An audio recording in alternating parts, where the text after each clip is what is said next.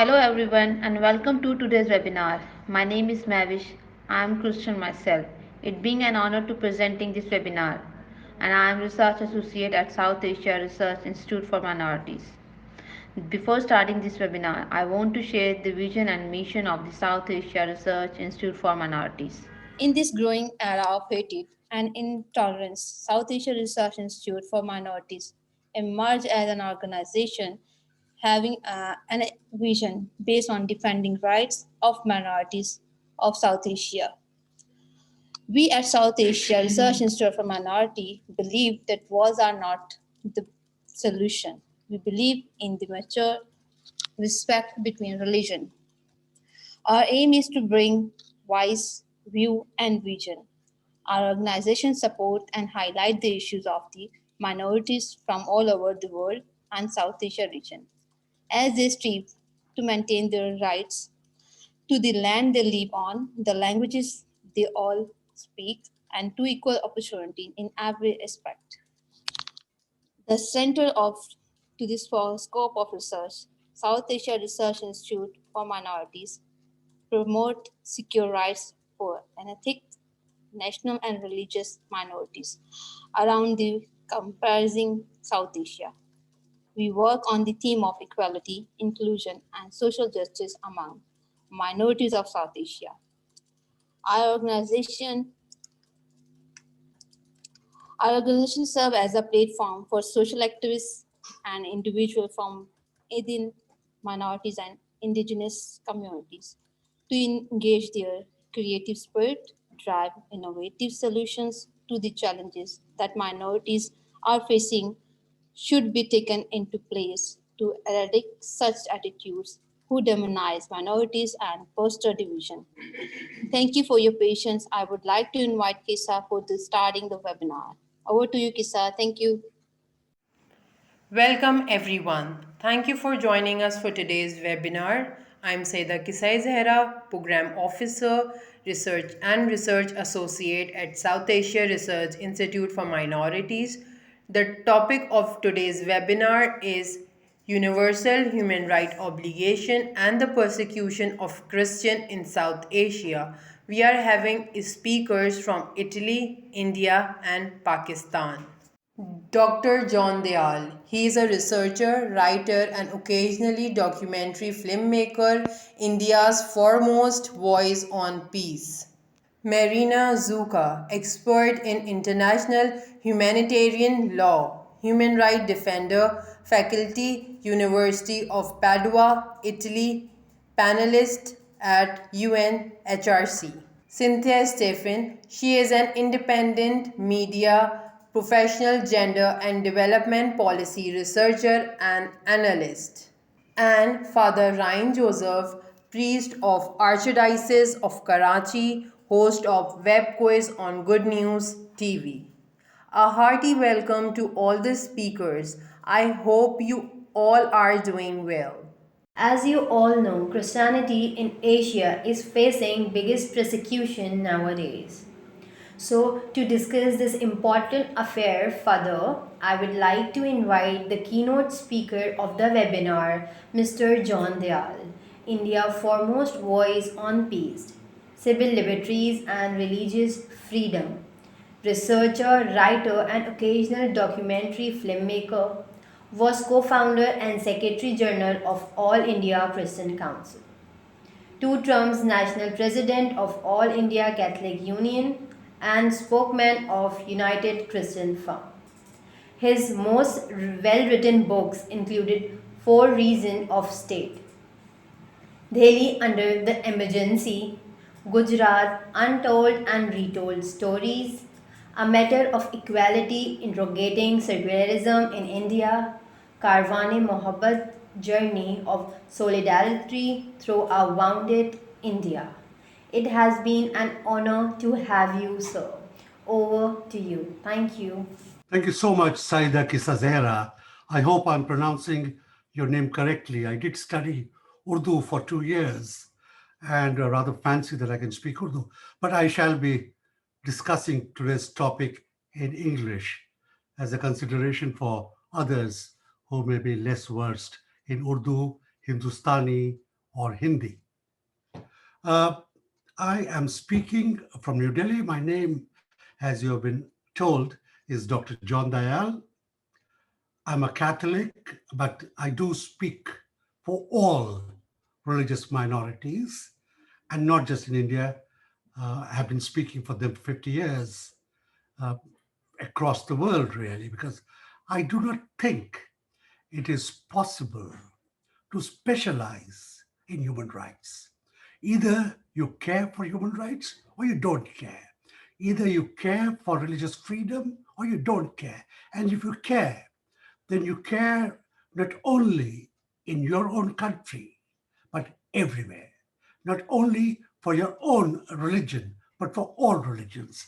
And this is the background in which I will spend the next 15 minutes or so that have been so kindly allotted me on this, what I think a very important transnational and transcontinental forum webinar. In the last 11 months, we've got used to webinars, but most of them have been single point, national, very few international, and some very, very few subcontinental because of the political dynamics between India and Pakistan, Bangladesh, Nepal, Sri Lanka. We're so engrossed in our own crises that we find it very difficult to find time to discuss pan-national, international, subcontinental issues.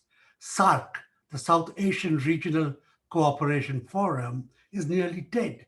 And we haven't really had any South Asian forum in which you and I can sit down and discuss peace, happiness, love.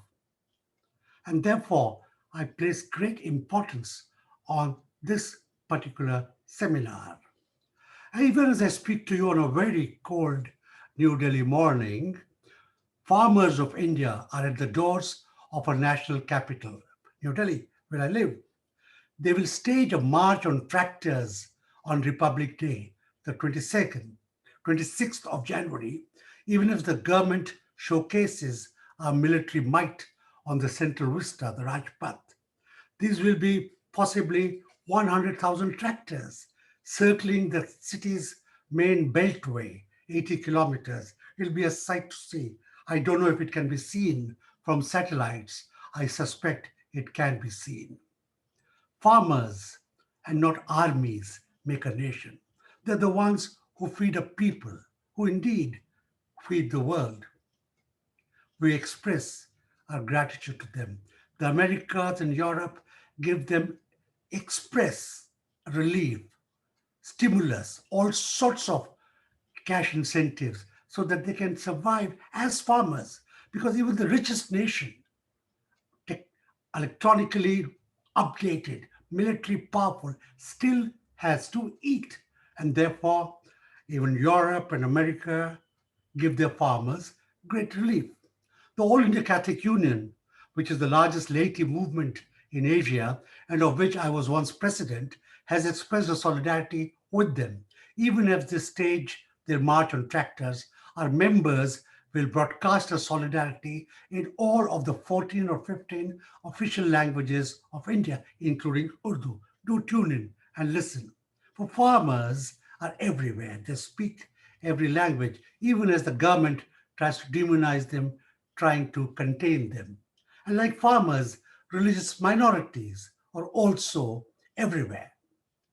Christians are the only common factor in South Asia in terms of both existence, presence, and persecution. Islam, Hinduism, Buddhism do exist in most nations, you could say, and are a majority in some, Pakistan, Afghanistan, Bangladesh. Hindus are a majority in India and Nepal. Buddhists are a majority in Sri Lanka and Bhutan. Sikhs are a minority in Pakistan, Afghanistan, and India. They're not a majority anywhere, like Christians are not a majority. But Sikhs face persecution only in Afghanistan and Pakistan, not in other countries because they don't exist there. So while In Pakistan, Christians and Hindus and Sikhs may suffer, as in Afghanistan. In Bangladesh, it is Christians and Hindus. But ironically, barring Christians and Sikhs, the persecutors are themselves in a minority in several countries, especially Muslims. India has every religious group as a minority in a Hindu majority country, and each has suffered in its own way, in its own time in history. And that is my first point.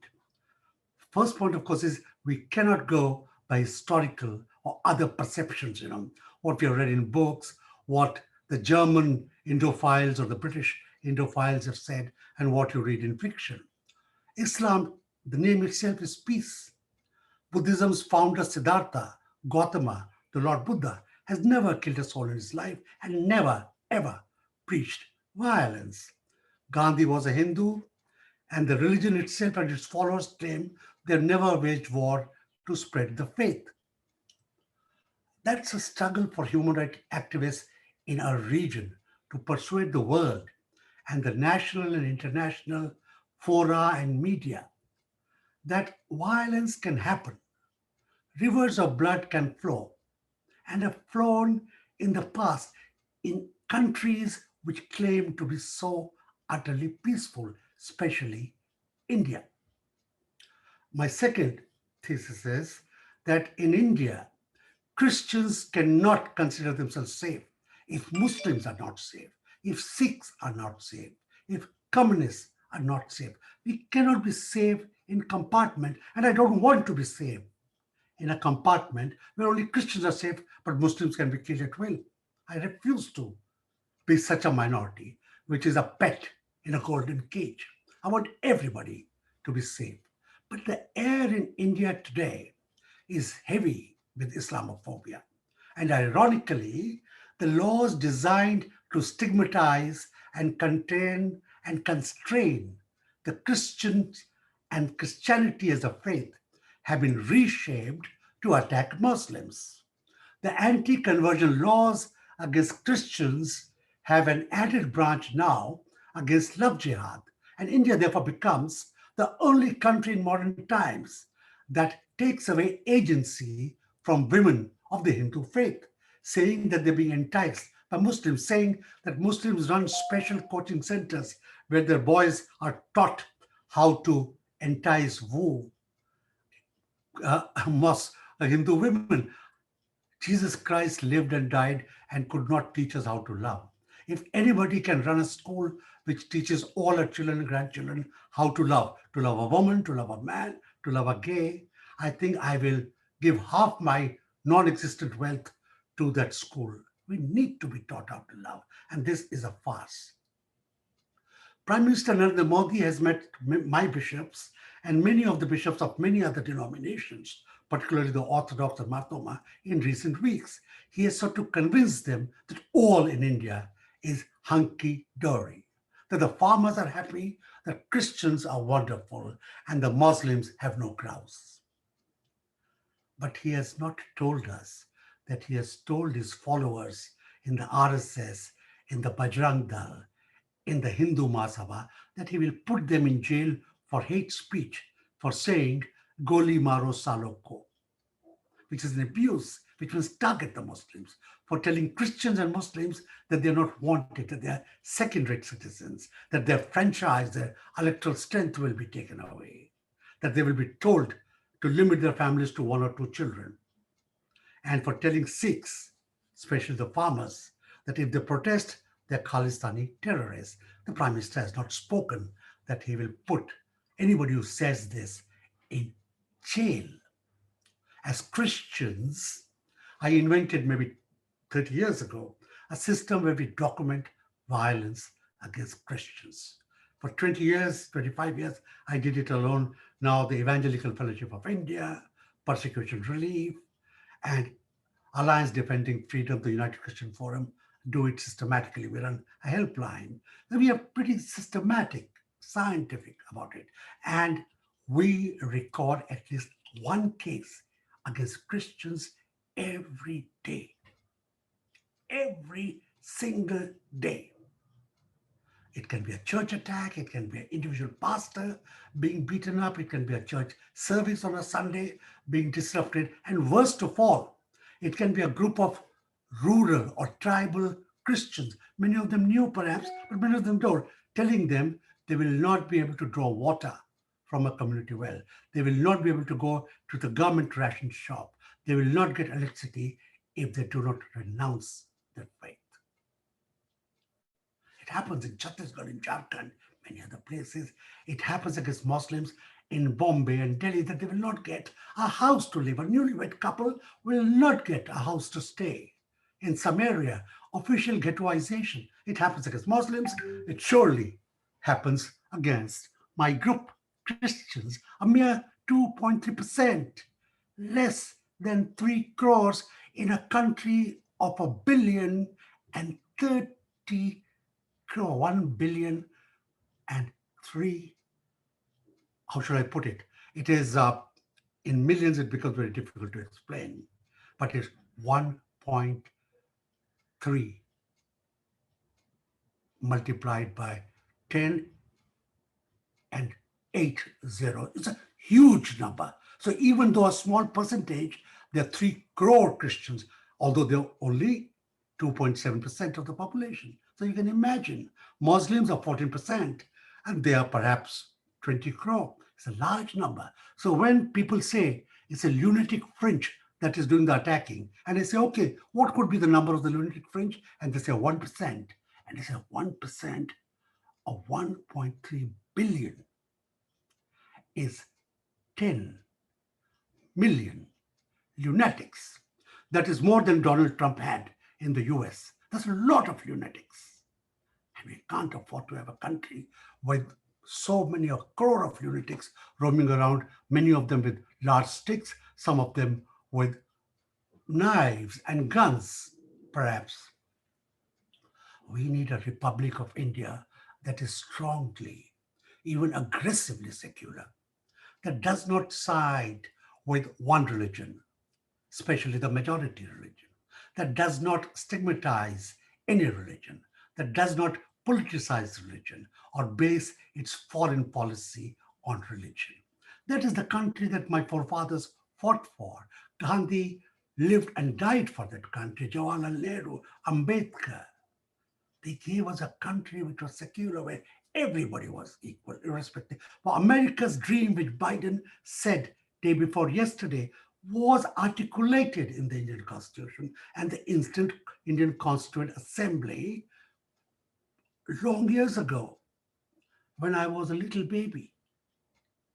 It was articulated there and put on paper.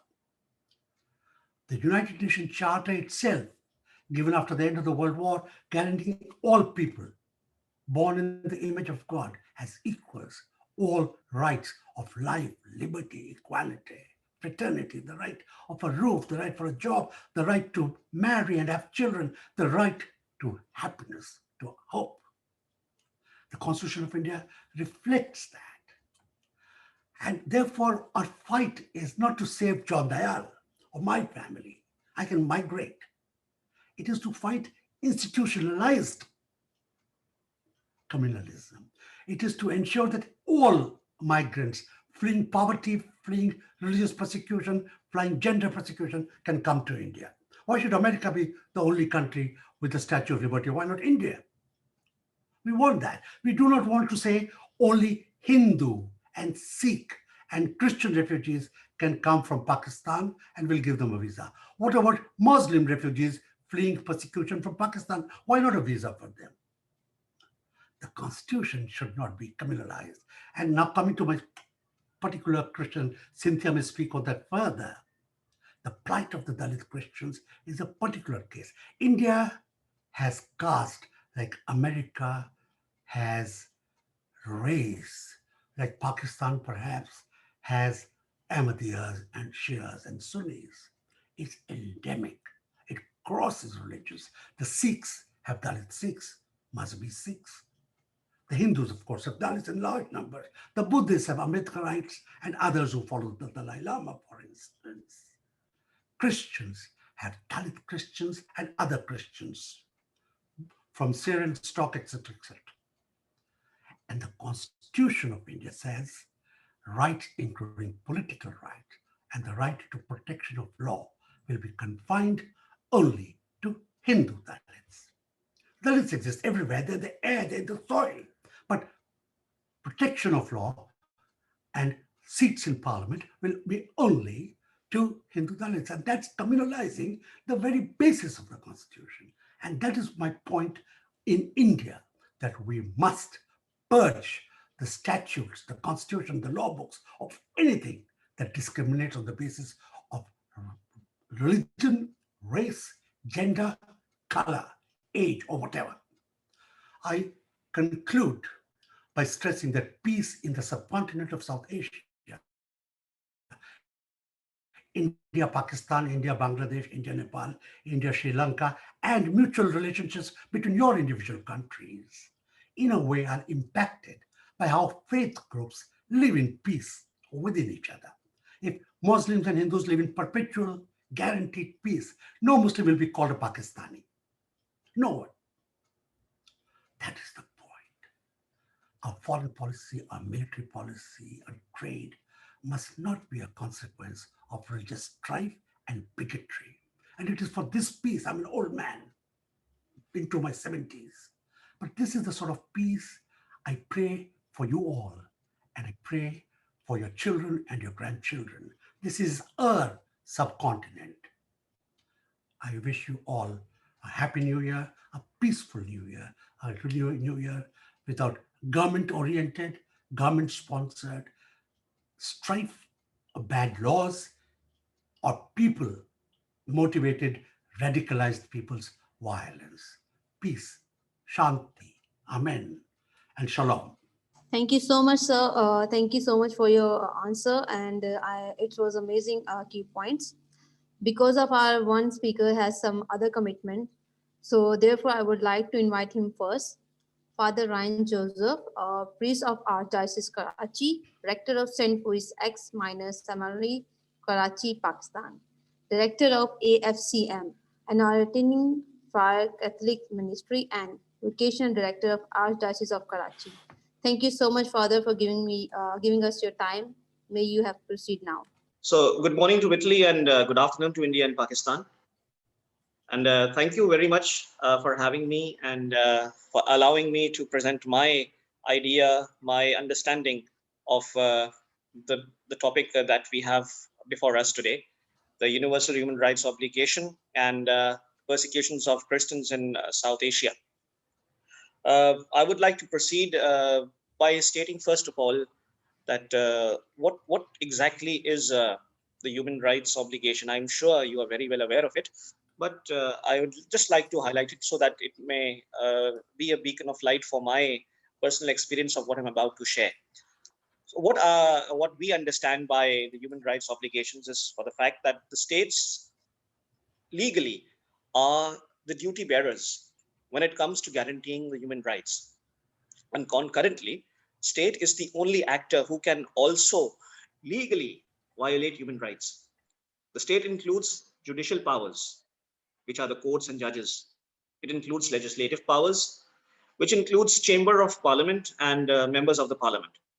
It includes executive power, which is the police forces, the state ministries, the ministers, and armed forces. And there are state representatives on the local level as well, like the mayors, and all those who have been vested with power with state authority for a certain period of time for the procedure of the execution of public administration. Now, all acts by these organs in their official capacity are attributed to the state, making the state accountable for their conducts. Meaning to say that since the state is the one which gives power to these public organs, so if anything goes wrong, it is the entire responsibility, the accountability falls on the state for the check and balance. Under human rights law, the state has obligations to set a framework for conduct that enables people enjoyment of their human rights. And now when we talk about human rights obligation, there are positive obligations and there are as well negative obligations.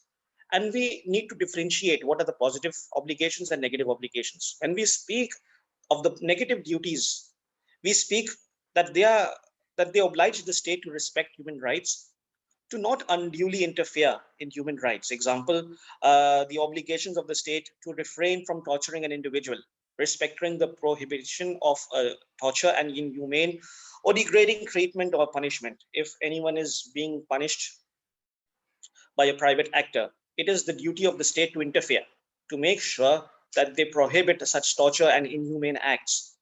When we speak of obligation to protect, now we have to speak of obligation to protect and the obligation to fulfill. When we speak of the obligation to protect, we refer to the obligation of the state to take necessary measures to prevent or redress human rights abuses by private actors, individuals, private businesses, etc.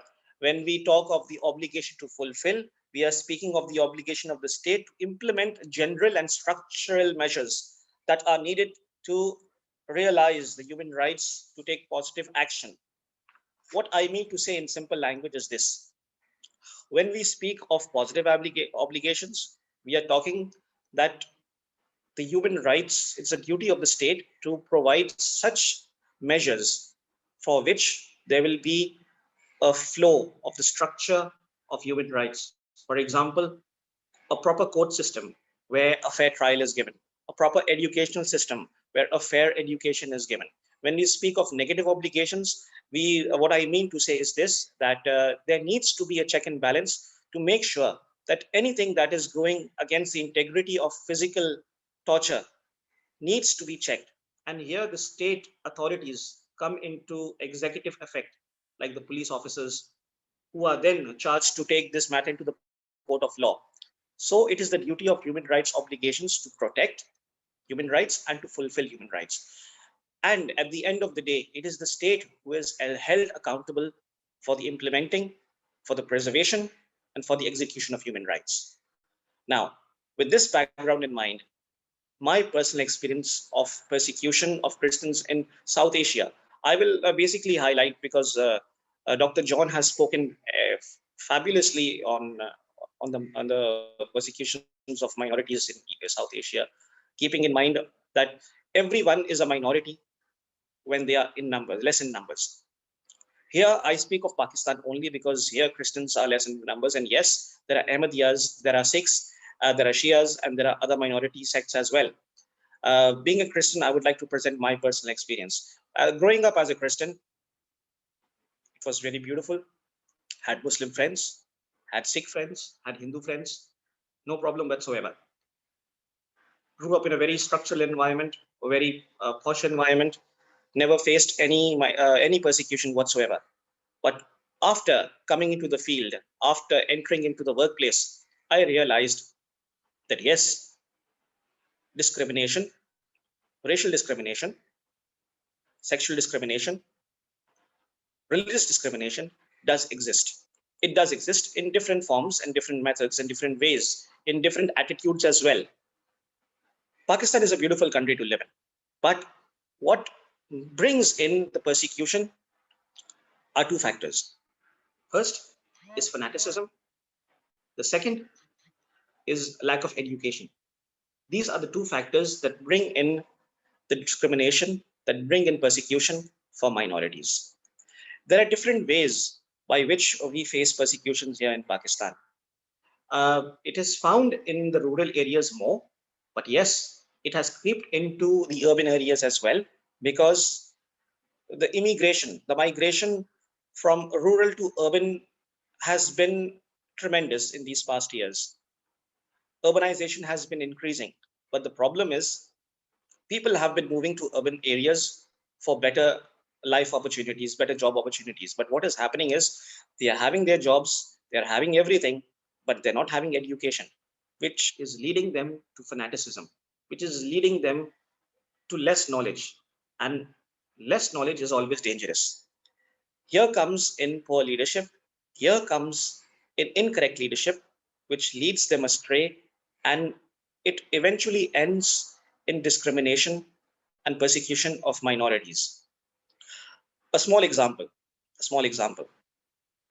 It was very common in the rural areas that if you go to a hotel or a dhaba, a small restaurant, to eat or drink a cup of tea, Christian, a minority, would be given a separate set of utensils to eat and drink.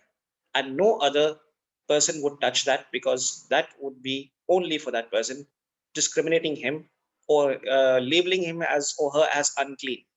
Now, this mentality sadly has crept into the urban areas as well, where in small areas, localities, in the slums especially, what happens is uh, people of a different caliber or of the elite would refrain from entering there. I speak elite in the sense of those who think of themselves as the majority, who count themselves in the majority. And basically, what happens is the same kind of mentality has crept in. Now, when they go into their workplaces, they have to face the situation. Their glasses are separate, their plates are separate, their spoons are separate. It is happening. It is a reality, because I have met such people. Then, when it comes to questions of faith, they are asked questions not with the idea, or not with an understanding to learn, but with the idea of ridiculing. It's a sad story. I repeat, not everyone is the same, but yes, the lower level needs training, it needs understanding, it needs proper guidance, it needs proper leadership. I still have good friends, I still have amazing friends who are Muslims, who are Sikhs, who are Hindus, and of other denominations as well. And we often sit down and talk about these things. Now, let me give you one personal example of what I have faced a couple of times. Uh, I travel extensively to give talks, and usually it's a little surprising, but it is a reality. Now, I come forward as an educated person, but when I travel, basically what happens is, uh, when I travel abroad, many people fail to realize, still I'm telling you, it's a fact, this is my personal experience, many people fail to realize abroad that there are Christians in Pakistan. It has happened with me. When I go forward, people will ask me, are you a Christian? I'm like, yes, I am. Are there Christians in Pakistan? Yes. So I mean, they have a different perception of Pakistan. A very negative connotation of Pakistan has been given forward. Yes, that's true. But now, coming back to my experience, I have faced this. The Christians in Pakistan, usually we are expected to keep cultural names, which are very common names. But sometimes we have international English names, Irish names. Like, for example, my name, Brian, is an Irish name. It's of Irish descent. I am a Punjabi. I am a Pakistani. I'm proud to be a Pakistani. This is my identity. I'm happy. No regrets. But my name, being a Christian, is Ryan Anthony Joseph, a very typical Christian name. So usually what happens with me is when I go to the airport, is the first thing they'll look at. When they look at me, fine. Kahan ja rahe hain? Where are you going? I'm going here. Okay, fine. Okay. When they look at my passport, oh, are you a Christian? I'm like, yes, I'm a Christian. Okay. Then they will start asking me a bunch of questions for no reason at all. They'll go a thorough checkup, a thorough security checkup. They'll find nothing. Just to pressurize me, just to give me some tension, just to put me under pressure. At the end of the day, they have to let me go because everything is clean. That is what happens when I travel from here. Now I'll just raise the bar a bit. When I go abroad, any place, let's say Europe, okay, when I go there, what happens is I go to the airport. I'm a Christian. They look at me. I'm wearing my Roman collar. I'm a priest. I'm a Catholic priest. They look at me. The first thing is like, are you a Catholic priest? I'm like, yes. Are you from Pakistan? Yes. You see my passport. Okay. Why have you come here? Well, I've just come for a visit. I've just come to give a talk. Okay. And they will trouble me also, not because I'm a Christian, but because I am a Pakistani. So being a Christian, I face persecution here. Being a Pakistani, I face persecution abroad. So in any case, we are persecuted. So what I mean to say, Christians are a minority in Pakistan and they are persecuted. But Pakistan in general is a minority in the world, keeping the personality it has displayed, what has been projected. Keeping that in mind, Pakistan faces on the whole, because of its passport color, the green passport, it faces persecution, rejection, discrimination as a Pakistani citizen abroad. This is what I want to bring forward. And this is very important to me because I have faced it personally. This is my personal experience every time I travel. There has hardly been an occasion where I have gone freely and without any problem. I always face problem. And maybe this is the reason that I have to bring this forward, right? So there are many other things which have taken place. There are many other things which happen. But I think, to cut a long story short, I would like to end on this note that we need good leadership, we need good education, and we need a proper understanding of religious or religious understanding. Because when all these things will come together, we will have tolerance not only for each other as as a religious person, but tolerance where it comes to humanity as well. Because at the end of the day, it's humanity that we need to respect. Religion comes later. That is what we need to understand.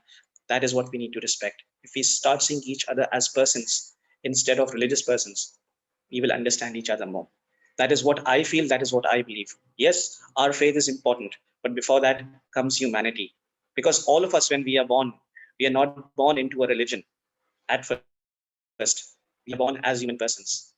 Religion is the second aspect. Culture comes next. So thank you very much. I would like to end at this note. Thank you for giving me the opportunity. Thank you for your time. I will pray for all of you. God bless you all. Goodbye.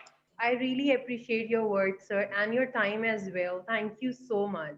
Move to our next frequent speaker, Miss Cynthia Stephen. She is independent media professional, gender and development policy researcher and analyst from India. As you are Christian yourself, what is your view on this? Please, ma'am, may you proceed now. Thank you very much. It's an honor to be a part of this erudite discussion. I thank the South Asia Research Institute for Minorities for holding this seminar, and I'm really grateful to have this opportunity to share some thoughts on this important subject. And as you have pointed out, being a Christian myself, what has been my experience, plus being a journalist and being a social activist, I've had a lot of concern and have been actually actively involved also on a hands-on basis in this issue for some years. I'd like to highlight 2 or 3 aspects. The first is how religious freedom is important. Secondly, what is the way in which religious freedom is understood and legislated in India? And the third is the way in which the legislations have had an impact in Indian society. In the first place, as everybody knows, UDHR talks about religious freedom as not only just a religious freedom, but the freedom of conscience, and also the freedom to freely profess and also to change, either in a group or as an individual, your faith as you wish. So it is closely linked to the freedom of conscience. Now, I would like to say that it's my personal thing, and lawyers in this group may here or elsewhere may try to correct me if I'm wrong. But I would say that it's as important, the rights to the freedom of conscience is as fundamental a right, or even more fundamental a right than the right to life. Because as individuals, as the human beings, one of the most important things we have is is a conscience. And a lot of our ethical behavior, moral behavior, our cultural be able to exercise the freedom of that conscience becomes an essential part of your right to life and security. So I think, having said that, how is this a part of the scenario in India? In India, the constitutional right is unequivocal, that everyone has the freedom to to practice their own religion, and minorities not only have the freedom to practice but also to propagate their faith. So there is constitutional guarantee and permission and right given to us to be able to do all this without any fear of persecution. How has this played out in reality? So the first thing is that there has been many attempts from the 1950s onwards to introduce anti-conversion laws in India. Earlier, the focus was on trying to sort of mediate or regulate the conversions of people from one religion to Islam, from any religion to Islam.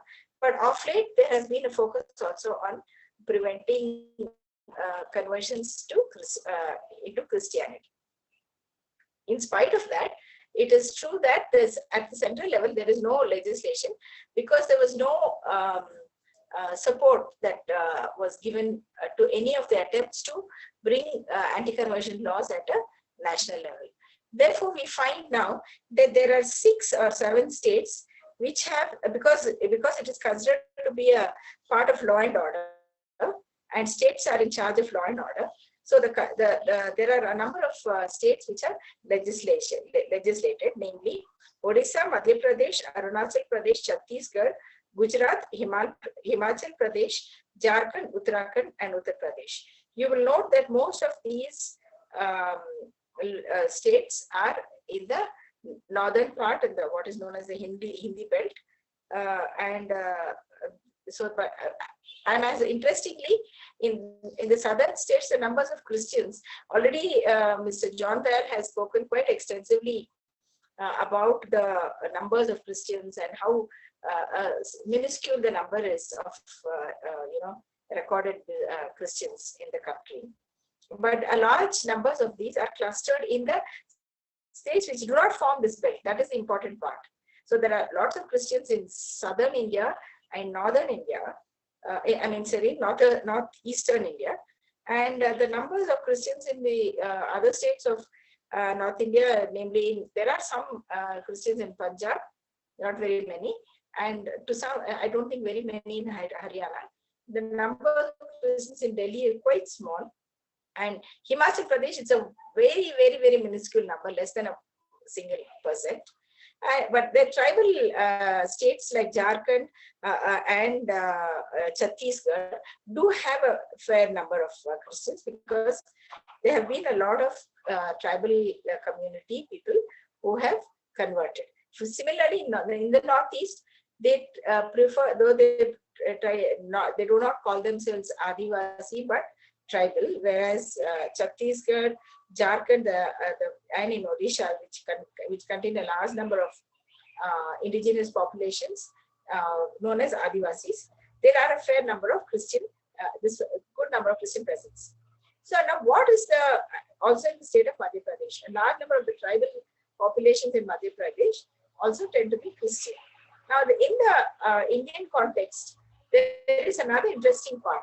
This whole business of conversion is a kind of a sort of a red herring, if you like, or a hot potato in another context.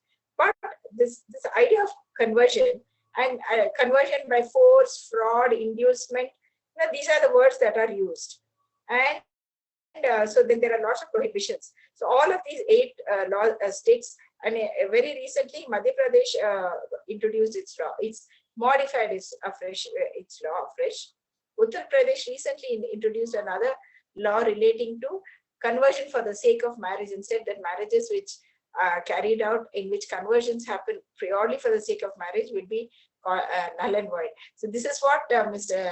John Dayal was talking about when he said that it denies agency, this Indian state in various ways, denies agency to certain sections of the population, namely the Dalits, the Adivasis, and the women.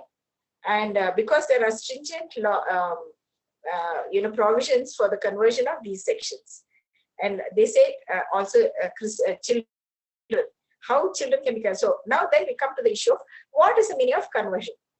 What is this idea of forced conversion? It is basically a semantic exercise when we believe that anyone who has a genuine experience of faith and wishes to change their faith from, say, from Hinduism to Islam. We have a number of people who have converted from Hinduism to Islam in India. Some of the very prominent people, world-renowned film and awarded director Rahman, music director Rahman is a convert from Hinduism to Islam. And what was I mean, how does one convert?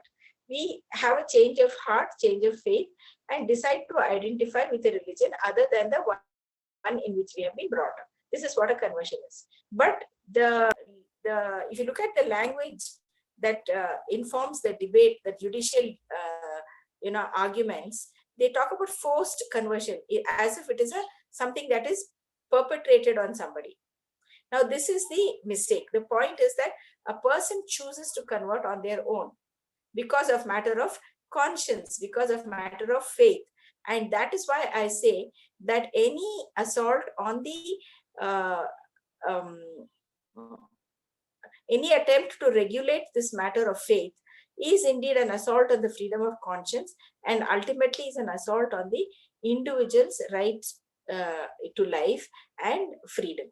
So therefore, it's an egregious violation, and to insist that people do not have the agency to choose. Even we had Mr. Gandhiji talking about, why do the people only convert the poor? There is a different story here. The point is that as the Bible says, healthy people will not go to a doctor. It's only the sick who will go to the doctor. So there are people who suffer from social impediments. For instance, the Dalits. Father Ryan was talking about how a different set of utensils is kept in Pakistan for people coming from the Christian community. The reason for that is they are Dalits, they are untouchables. And that is the reason why they are treated as outcasts, and therefore their utensils are kept separate. This is the same situation obtaining in India. A lot of the Dalits converted as a protest against the kind of discrimination that society, not only discrimination, but total exclusion, I can say, from all forms of human experience. They're not allowed to own property. They're not allowed to live within the city. They have to live outside. They're only assigned work which is dirty and stigmatized. Their names are also considered, special, and only the names which are negative, which have negative connotations, are given to them, like black, dirty, rubbish. These are the words they're commonly used. Kuppusami. Kuppa means a heap of rubbish. Mari means, a fierce woman or a quarrelsome woman, because the goddess Mariamma is considered to be. So these are the ways. So the name itself is a pejorative. The name, it is punishable in India. Why? By the considered a pejorative. This is the kind of social impediments Christian Dalits have faced. And to get away from this identity, that is the reason they move out of their traditional way of life into a new way of faith. And you'll see as a result of it in huge ways, because the Constitution of India was also amended, not directly amended, but there is a presidential ordinance 1954, 51, in which, no, it's a presidential ordinance, August 1950. Within 8 months of the promulgation of the Constitution, one of the first things that happened was this ordinance, in which the Dalits, that is the SC community, that is a untouchable or scheduled caste communities, were said to be only eligible for government benefits if they were of the Hindu religion. So there were lots of conversions into Sikhism and Buddhism as well as to Islam from the Dalit community. But what has happened is subsequently the amendment was made to include the first the Sikhs and later on the Buddhists into the Dalit, into eligibility for Dalit benefits from the SC, as SCs. So Christians and Muslims who convert actually lose out on their constitutional entitlements, which are considerable because they have to do with education and employment. But in spite of that, they decide to stay in the faith that they have chosen for themselves, not into which they have been born. There have been attempts, for instance, to talk about Ghar Wapasi, which is basically trying to attract people to go back into their traditional faith. I do not use the word Hindu because, in my opinion, the term Hindu is a contested one, and so it is more accurate to call it the Brahminical faith or the Vedic faith rather than Hinduism, because the native belief systems of the indigenous populations have been appropriated into this Brahminical faith and attempted to be homogenized across the country, which is basically a fraud played upon the world, in fact, if you like. And it's a legal fiction that there is something called a Hindu religion. So there is no such thing. There is only a Sanatana Dharma or a Brahminical faith. So therefore, I do not. And so these two terms do not encapsulate the faith traditions of the indigenous people of the country, and their worship systems and their their deities have been appropriated into this Brahminical system, and that is why we have things like the goddess, the forest goddesses, or the tree goddesses of the indigenous populations being termed the wife of Shiva or given the female principle. So there is a lot of semantics involved, and this kind of legal has been imposed to try and control the agency of the humble sections, the disadvantaged sections of the Indian society, including women, Dalits, Adivasis, from exercising agency when they feel that they are discriminated against and want to move away and exercise their freedom of conscience. There is a thing. So having extensively discussed that, I would like to say that there has been many ways in which the Indian state has been complicit in the persecution of Christians. I would like, since this is also we are also talking here about the rest of Asia, not only about India. This is true of the other South Asian states as well. There is the element of religious fundamentalism getting into politics is a feature not only in India but also in, say, to some extent, a little bit of extent in Bangladesh, definitely in Sri Lanka, and to a great extent also in Pakistan. So people who are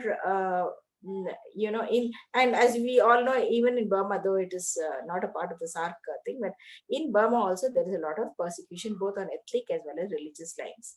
So both Christians and Muslims are persecuted in Burma.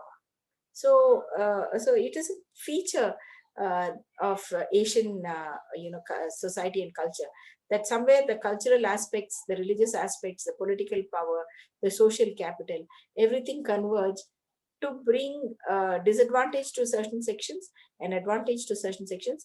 Generally, these certain sections are not in numerical terms very large, but because of the political, economic, and social power they enjoy, they manage to impose their ways upon the so in ways in which, so I would like to also add that in a specific, I will close with this, that in the year 2008-2009, because I was personally involved I had a ringside view of what was going on in Karnataka. The first time we had government in which the BJP, which is presently in power in in the center as well as in Karnataka state. At that time, in 2008, the first time the BJP came into power in the state, anywhere in the south, in fact, and it was part of a coalition government. So there were BJP and the JDS had a coalition government. So the chief minister was from the JDS, Janata Dal Secular, and BJP was the the junior partner in the coalition. But in spite of that, because they were in the government, there was an outbreak of unheard of persecution in the coastal states of Mangalore, in the coastal areas, especially the district of Mangalore and Udupi, because there are large numbers of Christians there, but it's also the seat of a lot of, it's almost like a saffron lab was tried over there, just like was tried in Gujarat. And so large populations of working class Christians who live in Mangalore district, in the city of Mangalore and surrounding, continuously were harassed.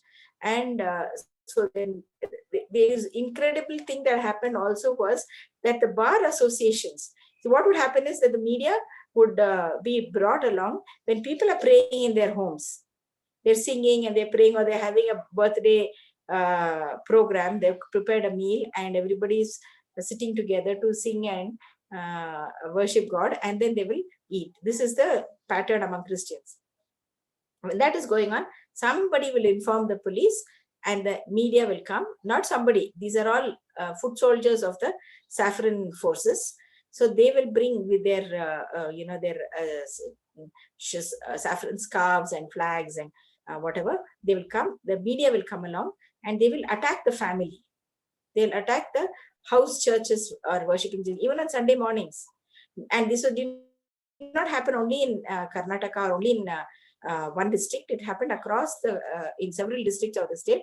And this pattern has been adopted not only here, but also in the state of Uttar Pradesh, in Tamil Nadu, in Andhra Pradesh. I know for a fact that these are the places, and there are organizations which are trying their best to, and what happens is not only are the people attacked, the pastor and other people in that house are arrested. They're physically beaten and then arrested, saying forceful conversion. This business of force and conversion, it's an oxymoron. There's no way anyone can be forced into anything when it's their own personal agency and choice. It's not, the ceremony or whatever, their declaration of faith is indeed a public legal fact, but the conversion happens at an individual level. It cannot, and no one can ever force any spiritual matter onto another person. We saw the same thing happening, for instance, in Orissa, just before the pogrom that took place in Kandhamal. So there is a pattern to this. So there is a demonization, there is a rise in the communal temperature. This is all specifically against Christians. Against Muslims, it's a more long, drawn-out, organized kind of pattern of persecution. So there are now people who are trying to counter this, but with the present government in Delhi, it is, and also in a number of states, it is becoming increasingly difficult for religious so-called minorities, because the numbers are not small. At another level, if you look at it in terms of absolute terms, the numbers are not really small. One. Secondly, there is also this sneaking belief or understanding that people are being disingenuous, they are being devious by hiding their faith and keeping their original names, and when they convert, they don't change their names, and so they are like secret Christians. Crypto Christians is the term that some of these saffron forces call people. So there are people who may have converted out of conviction, but that is not respected. They will call them crypto Christians, as religion is something that you are born with, which you are not. Every human being is born free of that. It's only when you become nurtured in a particular family that you acquire this kind of an identity. So this is the way in which persecution is seen. And also to add, my last point is that all these years and even as of now, in the real sense, there is no discrimination on the basis of religion that is possible in the under the constitution. The discrimination that is being faced by converted Dalits of Christian, Dalits or people of Dalit origin who have converted to either Islam or Christianity or denied their constitutional entitlements, that is a legal fiction which has not yet been successfully, we have, a case has been going on for at least 3 decades, but it never comes to for decisions. And when it comes to decision, governments have been not very positive in the way they have taken this arguments forward. So the matter is just pending. And so therefore, a majoritarian mindset has persisted in, at least in the legal situation in India. I would like to add that in Bangladesh also there has been a rapid decrease in the number of Hindus who have migrated into either India or migrated out of Bangladesh somewhere else. And similarly, we see that the numbers of Christians in Pakistan also has been on the decline.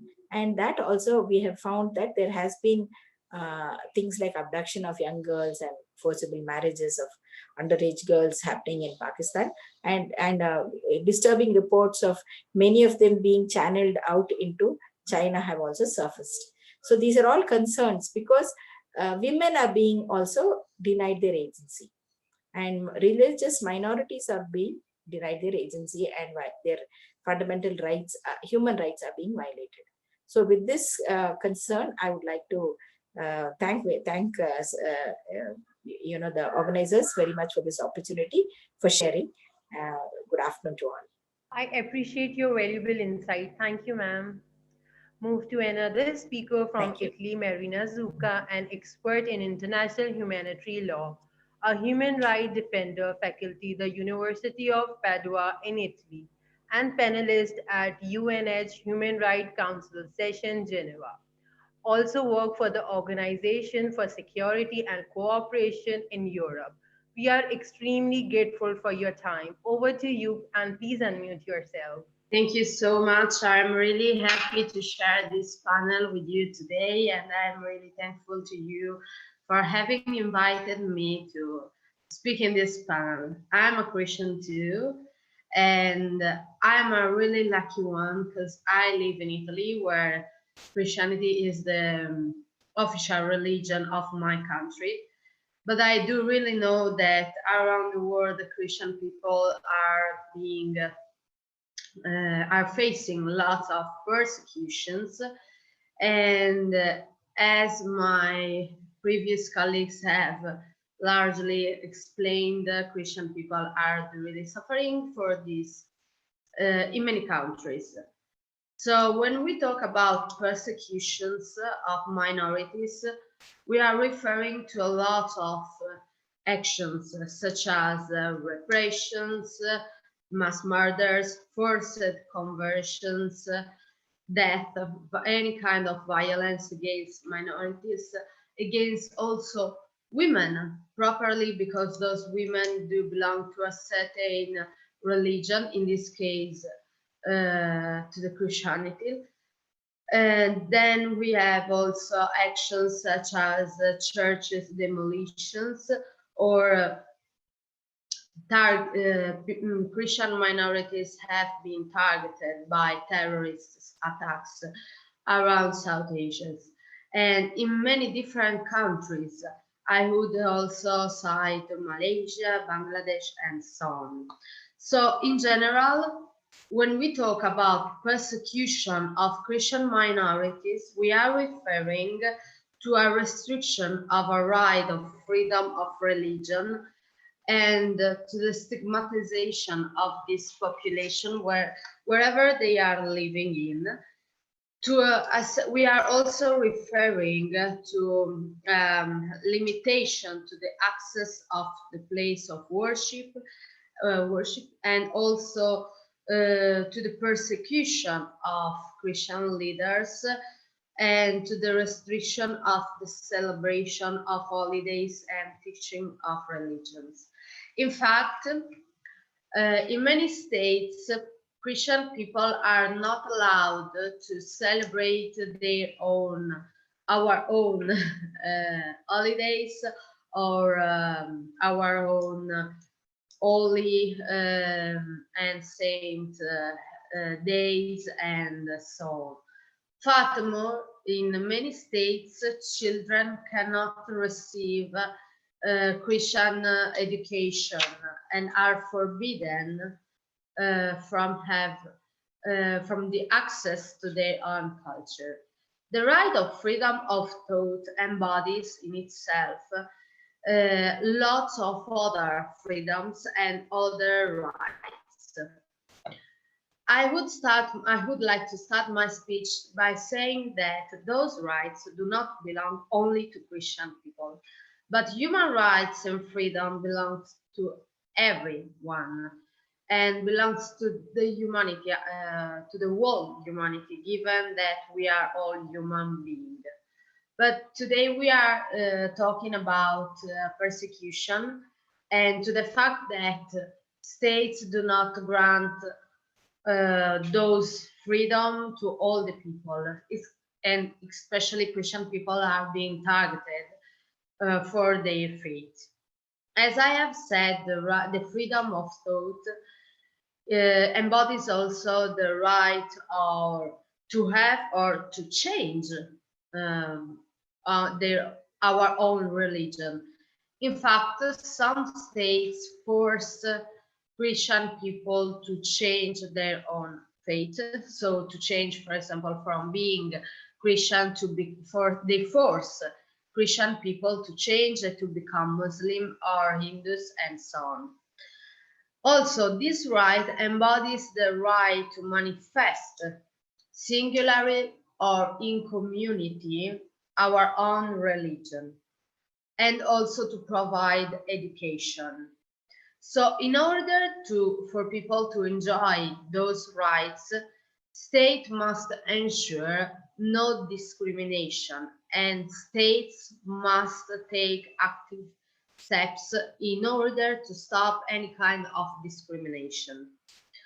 The international law, and mostly international human rights law, strongly protects the freedom of thought, freedom of faith, freedom of religion. And I'm gonna cite many articles and many international conventions and treaties that are binding for the states. First of all, Article 27 of the International Covenant on Civil and Political Rights says that all the civil and political rights that states must ensure have to be ensured to every single person without any kind of discrimination based on religion. So I do have the right of express my religion, of manifest my religion without any kind of discrimination based on my faith. For example, in some countries, Christian people are forbidden to exercise certain job or to access to certain place of worships or to certain streets or cities or stuff like that. So states must ensure that this not happen.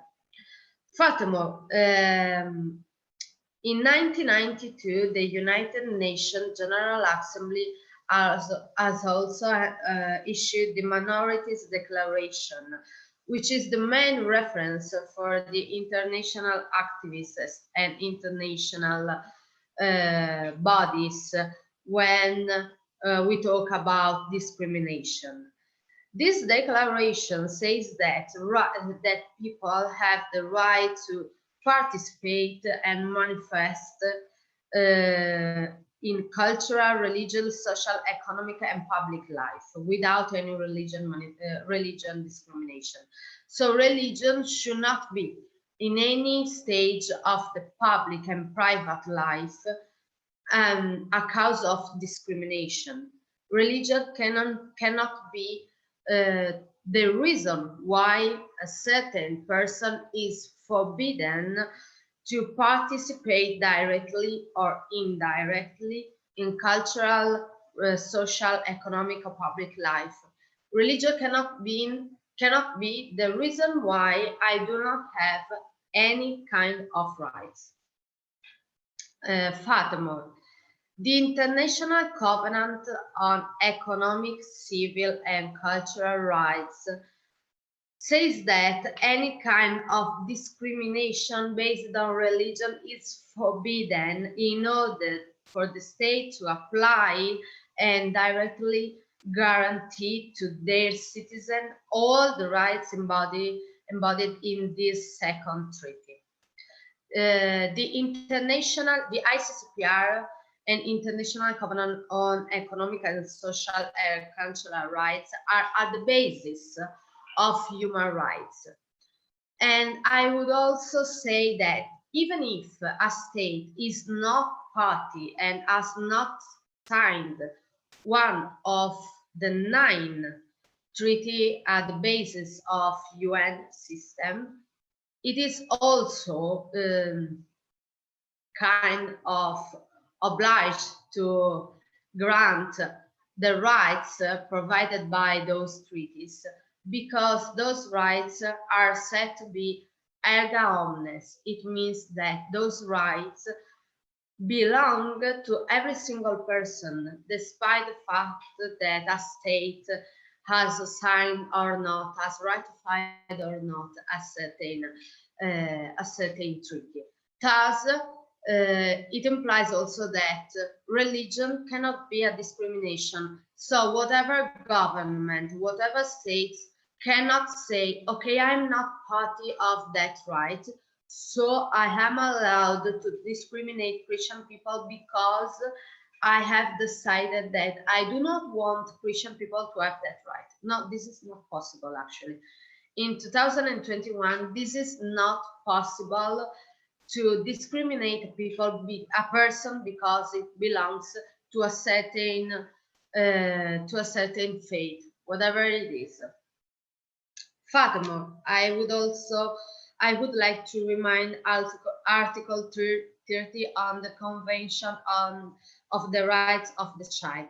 Every child has the right to profess and to be being educated on the basis of her own religion. So as a child, when I was a child, I had the right to be educated as a Christian girl by my family. And any state cannot stop or prevent my family or stop my family from educating me on the basis of our religion. Moreover, religion is a part of culture, of the culture of a certain population, whether it is a minority or majority of the state. In my case, in Italy, Christian religion, is a large part of our culture. As you know, Christian has largely developed here in Italy, and Italy is the home of Vatican State, even if Vatican is another state different from Italy. But we are so lucky to have Rome in our geographic area, so we are really close to the Vatican State. However, lots of our culture is based on Christianity, on our religion, and it is part of our cultural heritage. We have roots in our religion, and the UNESCO has issued many times not only declaration but also a treaty that protects and promotes cultural heritage, cultural sites, and places of worships. We do know that around the world, Christian churches have been attacked by terrorists and have been targeted by killings and other kind of attacks. This is not possible. Actually, it is unlawful. Any place of worship cannot be attacked, whether it is Christian, Muslim, Jewish, and so on. But we do know that Christians are facing also this kind of discrimination and atrocity. It is not also a matter of religion, but it is also a matter of cultural heritage. We cannot destroy the memory of a population. We cannot attack. If we attack a church, for example, we are directly attacking Christian people living in that place. So as I have briefly explained, Christian people are facing lots of attacks as any kind of minority. We are facing lots of discrimination around the world.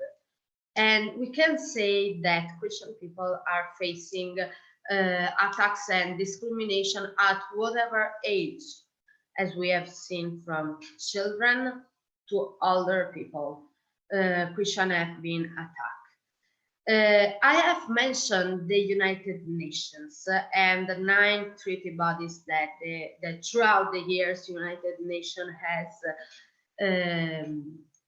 has built, and all the bodies that are working on the prevention and promotion of human rights. In fact, all the 9 treaties, such as the Treaty on the Right of the Child, the Treaty on the Economic, Social, and Cultural Rights, the Treaty on the Civil and Political Rights, and so on, they have the so-called treaty bodies and bodies that are monitoring the implementation, protection, and also the discrimination of those rights and bodies, the rights and bodies in these treaties. And in this case, they are also monitoring where and how and whether or not discriminations in the application and fulfillment of those rights are happening all around the world, on the basis also of religion reasons. Also, we are independent. We have independent experts appointed by the UN that are monitoring these issues, and we also have special rapporteurs on the freedom of religions and on the elimination of all forms of religious intolerance. Why this? This is possible, unfortunately, in 2021, because religious intolerance is taking place, for example, at the education level. So children are discriminated within schools because of their religions. So Christian children may be discriminated for this. I do also have another example that I would like to share with you that has kind of shocked me, because a certain state has built the institution of faith rehabilitation centers. So it is possible in 2021 that certain states that I do not want to mention now, it is possible for certain states to have those kind of centers that are rehabilitating people that do not follow a certain religion. And this is an atrocity that Christian people are living in those states. Then I would also like to mention Article 16 of the International Covenant on Civil and Political Rights, which is referred to the right to have legal identity. Why I am saying this? I am saying this because in many states, if you are a Christian person, you don't have a legal identity. It means that you don't have any kind of right. And it is one of probably the worst discrimination against Christian people. It means that in certain states, if you are a Christian, actually you do not exist for the state. So you are not allowed to work, to receive education, to receive healthcare. You are not allowed to exist. It's like you legally, you do not have any legal existence. You do not exist for the state. So this is a large human rights violation, which lead to the denial of fundamental services and rights and public benefits to Christian people and to entire communities, whether those communities are bigger or minor, it doesn't matter. Even it is a small community, do not having legal identity is a very big problem. And I would like also to share with you a reasonment about the basis and the reason why sometimes Christian minorities are attacked. In many places, states do not want Christian minority to exist. And many governments are persecuting minorities in order to eliminate them. Trying and attempting to eliminate in whole or in a part a certain population for religious reasons may provoke a genocide and may provoke major atrocities embodied in international criminal law and embodied in the Rome Statute. So we should be really careful when we talk about discrimination against minorities, because discrimination may go from minor discriminations, such as you are forbidden to walk on this street because you are Christian, to major discriminations like do not have legal identity in a certain state, or major discrimination like mass murders, death, directly killing people belonging to a certain minority group, preventing childbirth, mass death of those minorities living in a certain state, and so on. In order to make this world a better place, also United Nations has issued the Sustainable Development Goals that the whole international society is called to work on and take active steps, whether in public or in private sectors. And the Sustainable Development Goal number 16 is referred to peace, justice, and strong institutions. And the report of the Special Rapporteur on Freedom of Religion Belief address this sustainable goal by saying that the international community, whatever region we are taking at stake, whatever state we are focusing on, whatever is the minority or not, the special rapporteurs the rapporteur has clearly said that reducing form of violence and reducing the levels of atrocity crimes against minorities, so in this case against Christian minorities, would be really helpful in order to reach peace, justice, and strong institutions. We cannot think about a place and a better world without taking into consideration the freedom of religion. We cannot ask and we cannot imagine to have a justice and a right place, a better world without ensuring every single person to have her or his own right of religion. Also, the special rapporteur has addressed and strongly addressed the right of people belonging to minority to have equal access to education, which is SDG number 4. And in conclusion, I would like to cite just few positive actions that states may take in order to fulfill those rights and to ensure Christian minorities a better life. First of all, legal reforms. Through legal reforms,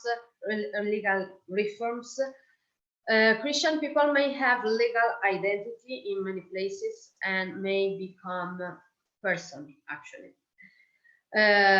Also, states can appoint special figures and special bodies to monitor discriminations and take positive action in order to stop this discrimination. Furthermore, I strongly believe in education, and I strongly believe that institution, education, schools, but also universities should promote education and tolerance.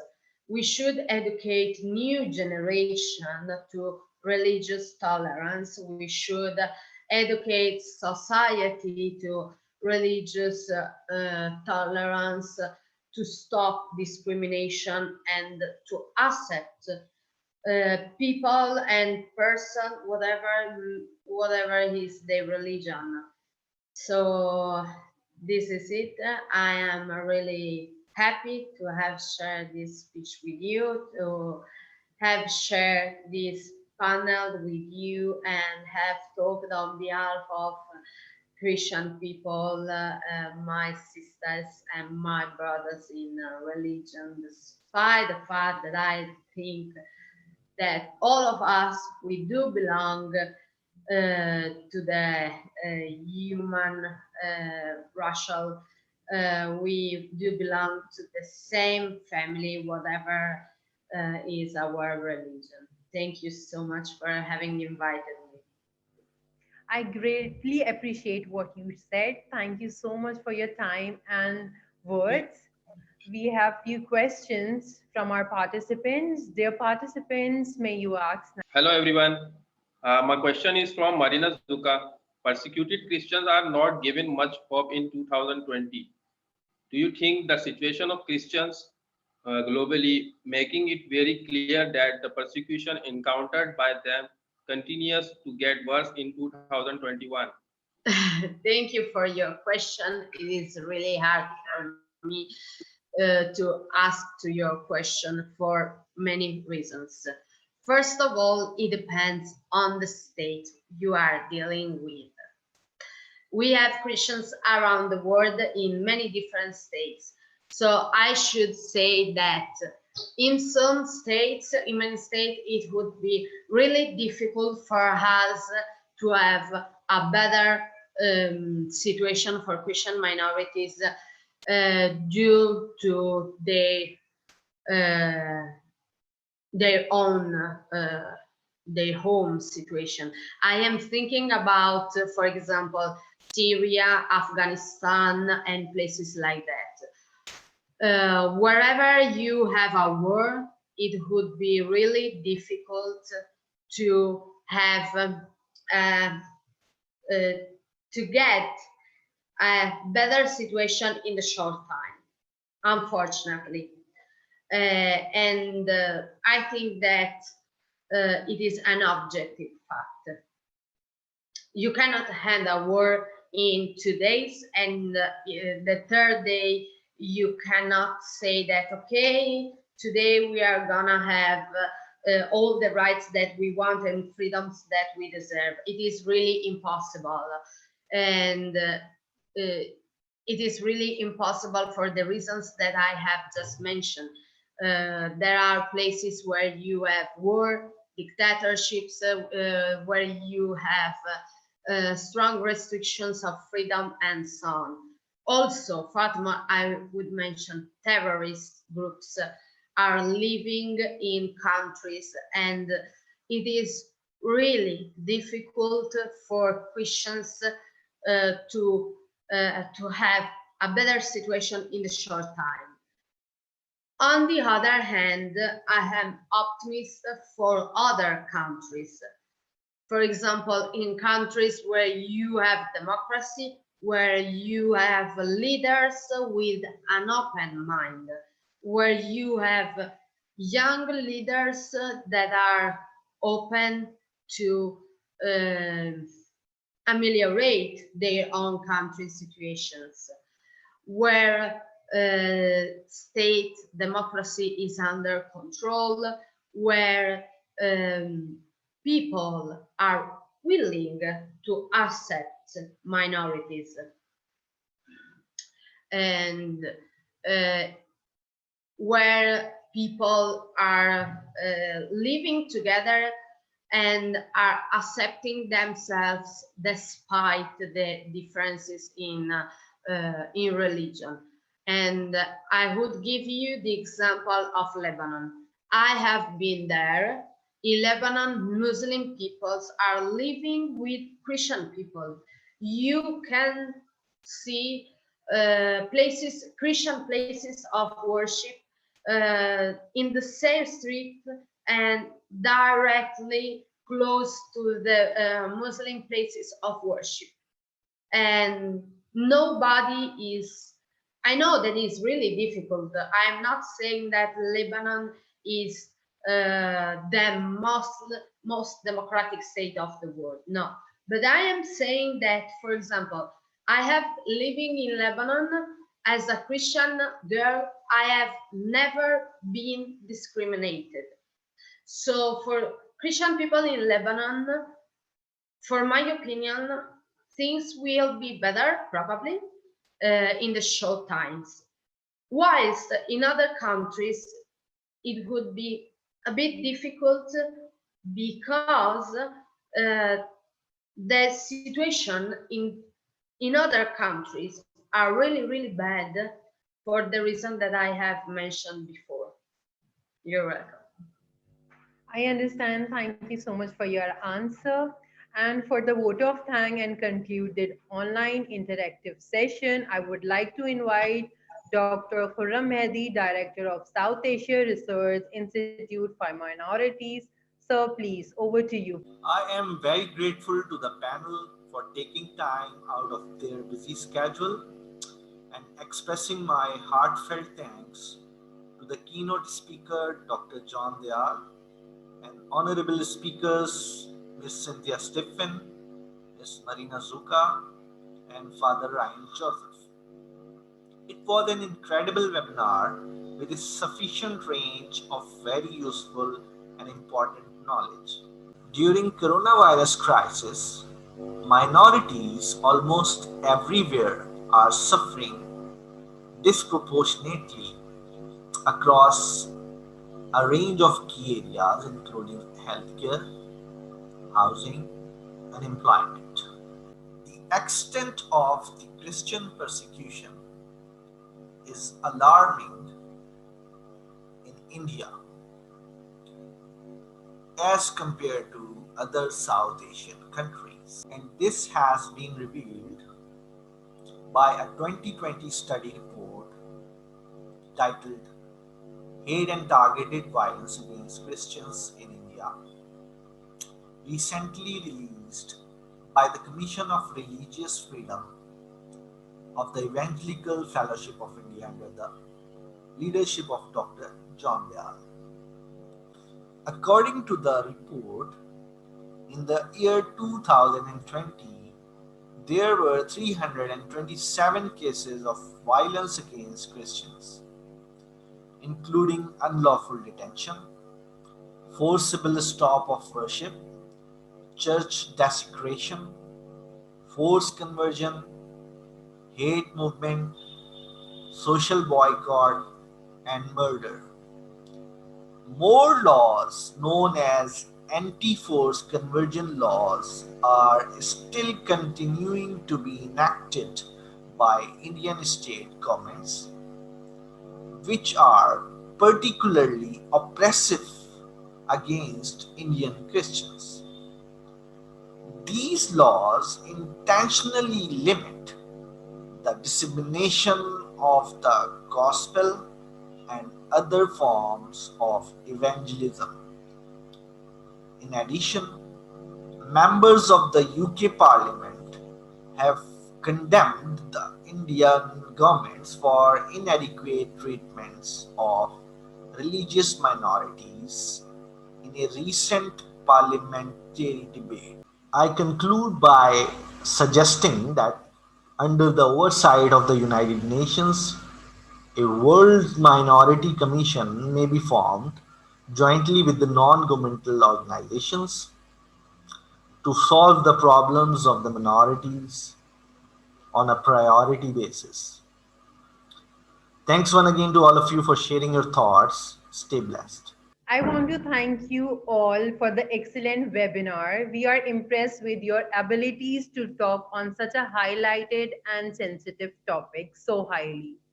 Thank you for your time and effort.